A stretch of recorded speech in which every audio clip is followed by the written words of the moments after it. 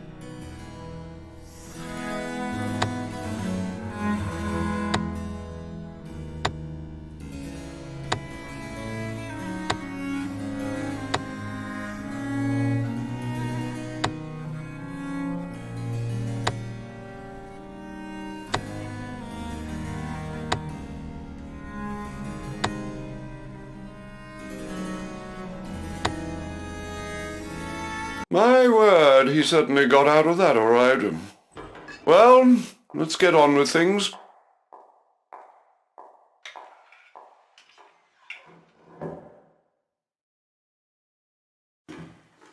Master, Monsieur le Duc d'Arcueil begs that you will join him immediately at the Small. It is important. Ha! I understand your language now. You mean the mall. That's what I said.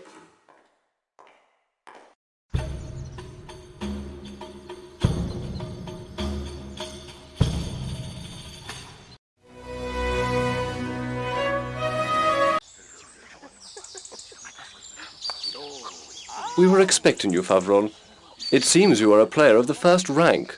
Monseigneur wishes you to join in his game. Favron, after you. Be careful. The prince does not like to lose. 2 against 2, then. 100 livres per game.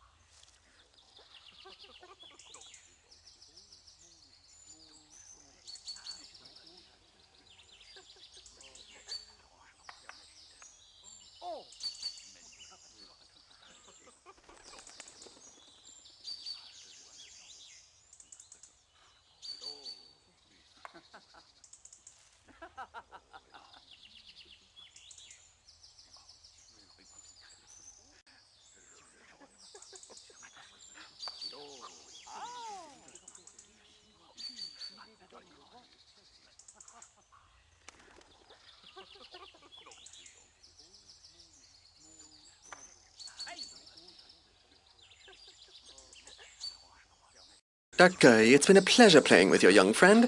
I would make him part of my retinue willingly, but that depends on His Majesty. You will be there at the ball tonight, of course.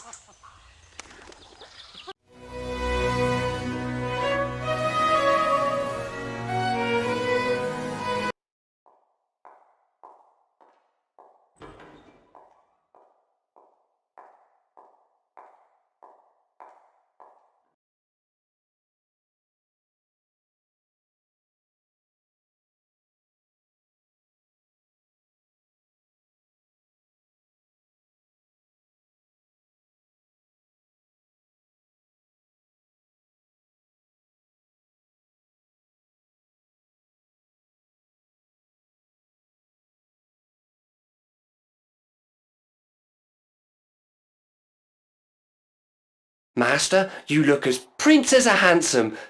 Well, no, actually, No, handsome as a sinister. As a minister. I give up. Put this away and good night to you.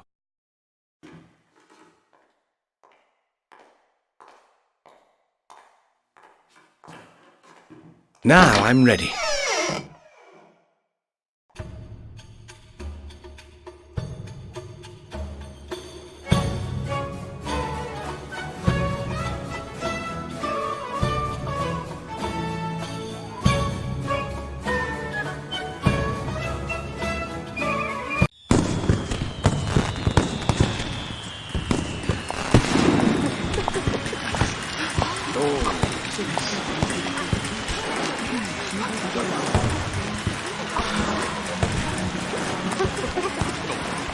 Sir, I truly admire your courage. You say out loud that the Duc d'Anjou will be King of Spain, and you are right. Everyone here wishes it, but no one dares to say it. Will you accept my friendship? I'd be honored. Monsieur, the Comte de Maillebois, whom my godmother wished me to marry, has just died. I am now free, but I am afraid she will make me enter Saint-Cyr. Monsieur, save me. She is watching us. I shall have to go.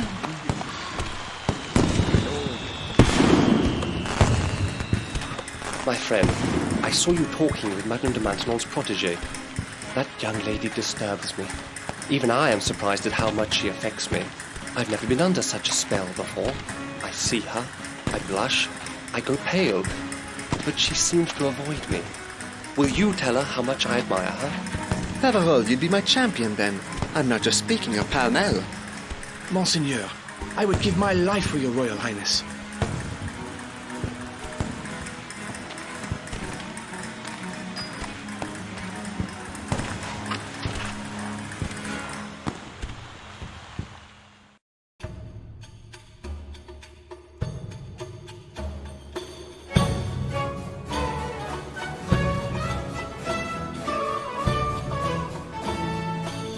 Ah, Monsieur Faverolles, do you recognize this medallion that the Swiss gentleman has just given me?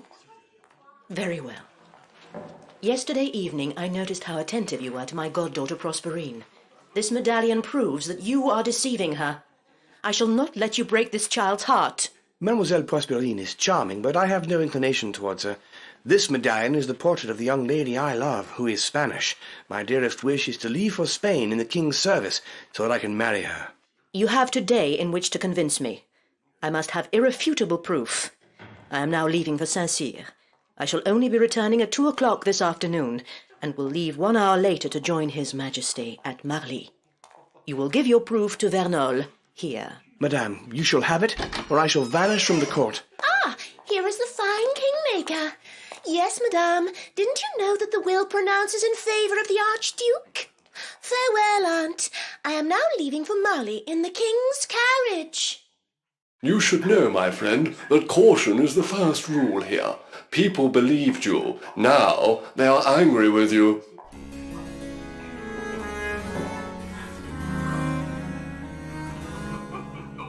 I hope this will teach you not to go meddling in affairs that are out of your depth. Monsieur, how badly you have treated me. You love another. I never want to see you again. I am certain that no one overheard us yesterday. As for our friendship, let's not speak of that anymore. Monsieur le Duc, I am desperate. Madame de Maintenon, Mademoiselle Prosperine. I know, I heard it all. There's only one person who can help you.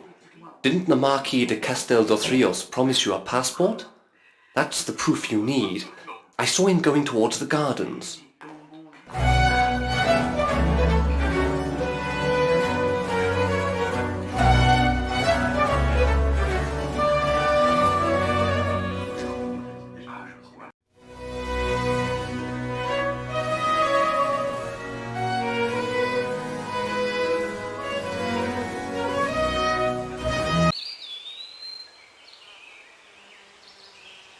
Could you give this plan of the Trianon to the Marquis de Castel dos Rios? He asked me to have it designed like the one built by Monsieur Le Nôtre. He's deep in conversation. I can't interrupt him, and I must leave.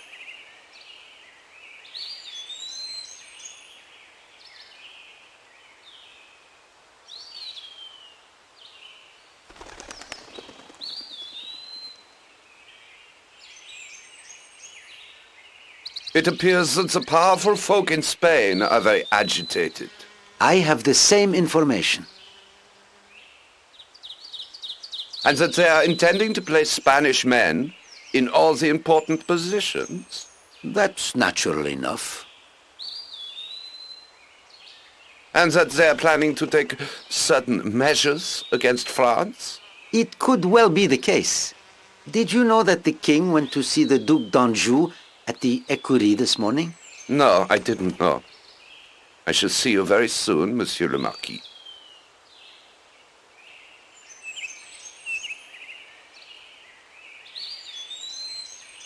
I'm giving you this on behalf of Monsieur Dupuis. Have you got the passport you promised me? I'm in desperate need. My reputation with Madame de Maintenon depends on it. You did well to wait for the Comte to leave, as I could not have talked to you with him present. As for the passport, here it is. Did you know that letters from Spain are no longer getting through? That is very worrying, as my father let me know via Monsieur de Boisseuil that we will be getting no more news from Elvira. You should find out more about the situation from the riders.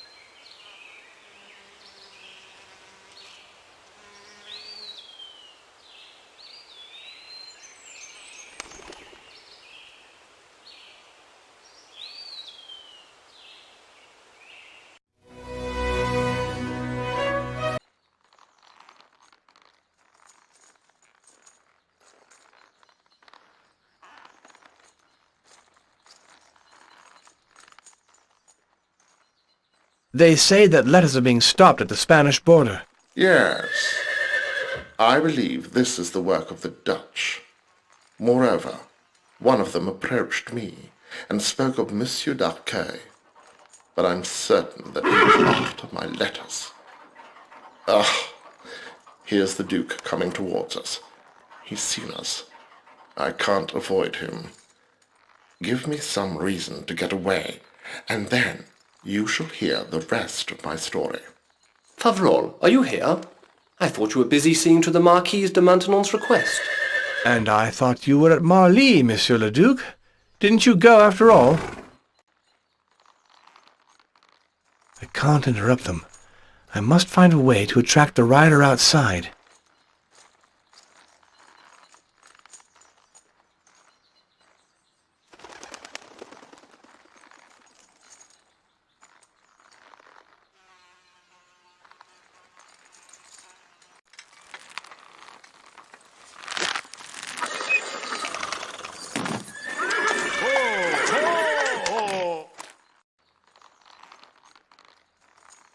You've been a long time. The Duke could be mixed up in this affair, but I don't have any proof. What I do know is that the Dutchman is here at Versailles. I passed him yesterday, near the Grand Commun. Thanks, friend. See you soon.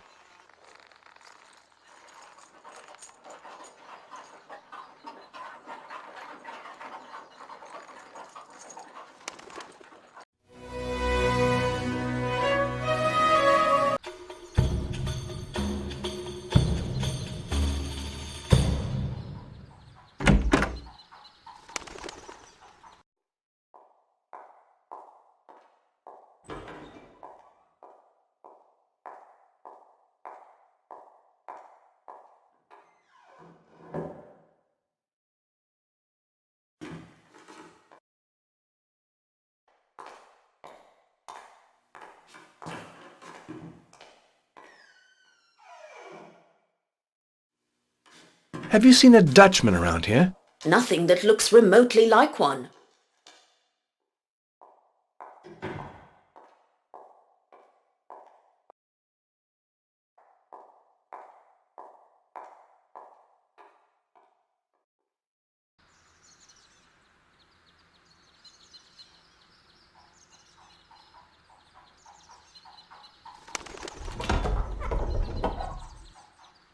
You seem to be very worried, Master. I shall remain close by your side.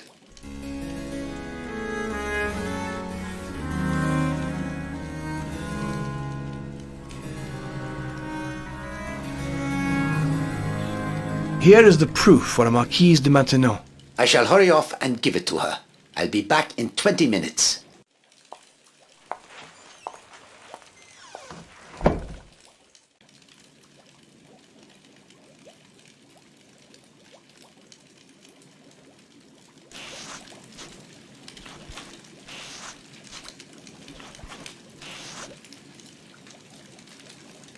Have you seen a Dutchman around here? A Dutchman? No. I've only got an Englishman who spends his whole time writing. He doesn't even notice when his beer is brought up. He only goes out to post his letters, else he'd be suffocated by all that paper. Ah! These wretched kids that go breaking my windows. I must get into his room to see what he's writing.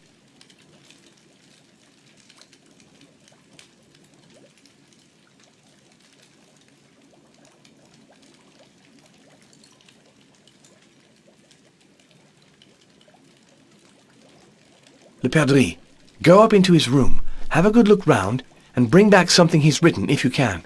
I can't go up empty-handed.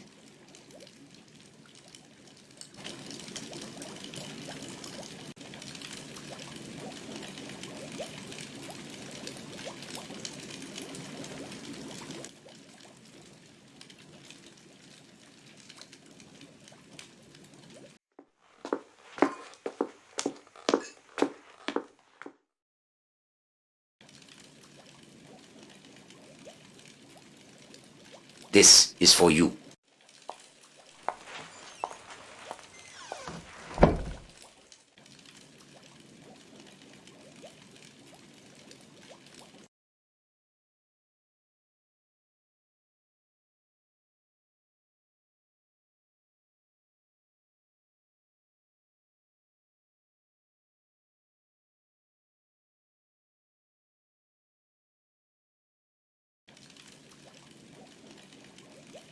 How suspicious that Englishman is. He's got papers everywhere with seals, numbers and letters on them. What's he up to? I wanted to pick one up, but he got angry, so I left. This can't wait any longer. I must steal a safe conduct from this Englishman. I shall have to get into his room and distract his attention in order to seize his papers. I can't get close to him very easily. I must find a way of distracting his attention.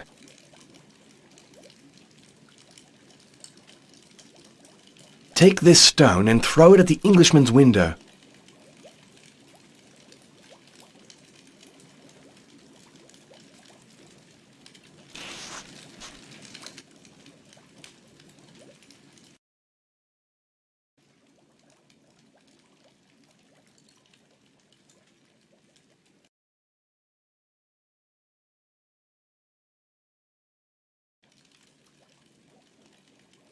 Now what? I've come to take the tray. Very well. I'll open up. This is outrageous. If I had the time, I'd thrash those louts. How does one put up with so many beggars everywhere?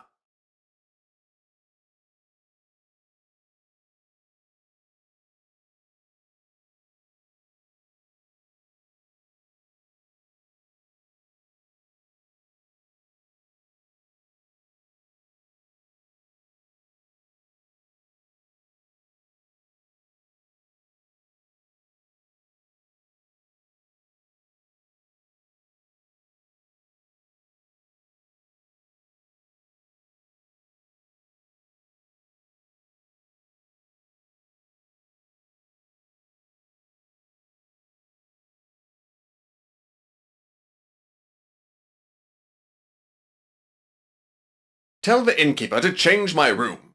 Very good, monsieur. I'll do it right away. Defend yourself if you're a gentleman. Guards! On no account draw your sword, monsieur. His Majesty is implacable if anybody fights.